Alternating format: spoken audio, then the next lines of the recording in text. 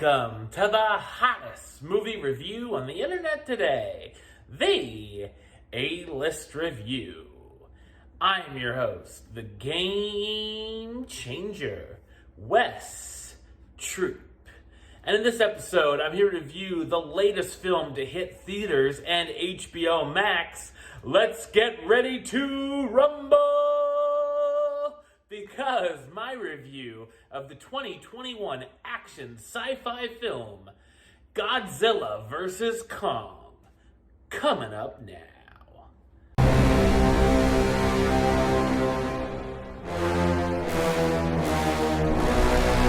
When Godzilla surprises all of humankind and starts wreaking havoc among us for reasons unknown, a group of scientists search for a power source in a mysterious location known as Hollow Earth. The scientists decide to get the massive titan Kong to get the source, but of course Kong and Godzilla end up coming face to face and the titans clash. So what did I think of Godzilla vs. Kong?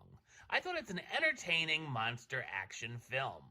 It's directed by Adam Wingard, who's helmed films I've enjoyed in the past, such as The Guest and You're Next, and as far as our monsters are concerned, he does a nice job staging their epic fights.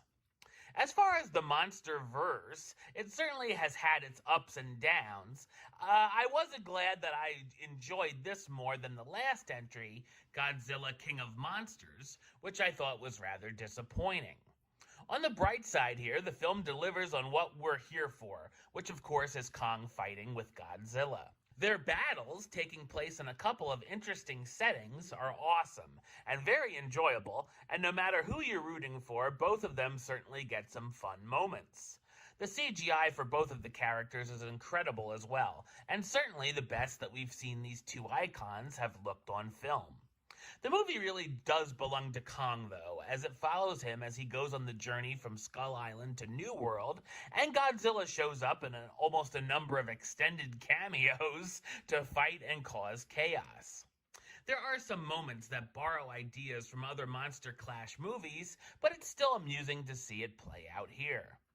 I know we're not here for the humans, but they're the ones that we're saddled with for about 75% of the runtime.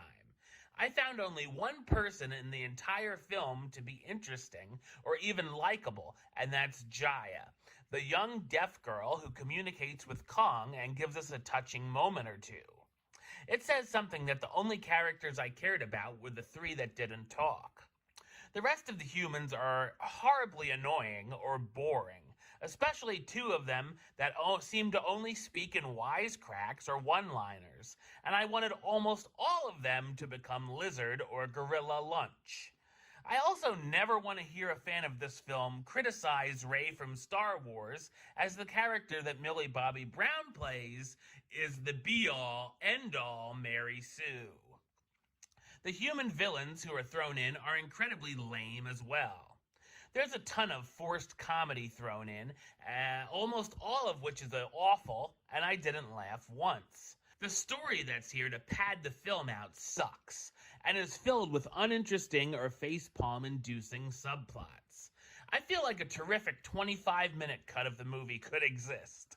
The runtime is mercifully short, clocking in at under 2 hours, and the pacing does move along nicely.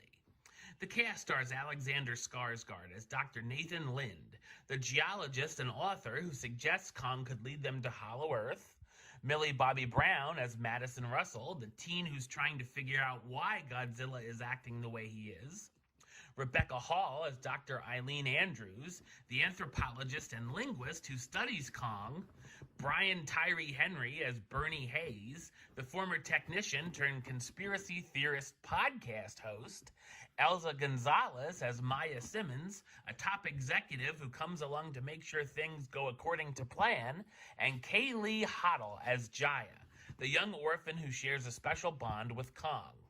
Godzilla vs. Kong certainly can be a big, fun, dumb popcorn flick. Come for the fights of two of the biggest icons in cinema history, but don't expect much else. Number-wise, I'm going to give Godzilla vs. Kong a 6 out of 10 and give it the A-list rating of do it. Alright, well that's the show. I'll be back with another review very soon. But until then, don't forget to subscribe right here on YouTube. YouTube.com/WestsideOf515. Like the show on Facebook, Facebook.com/WestTroopaList. And of course, you can follow me on the Twitter and the Instagram at WesAList. Until next time, Troop out.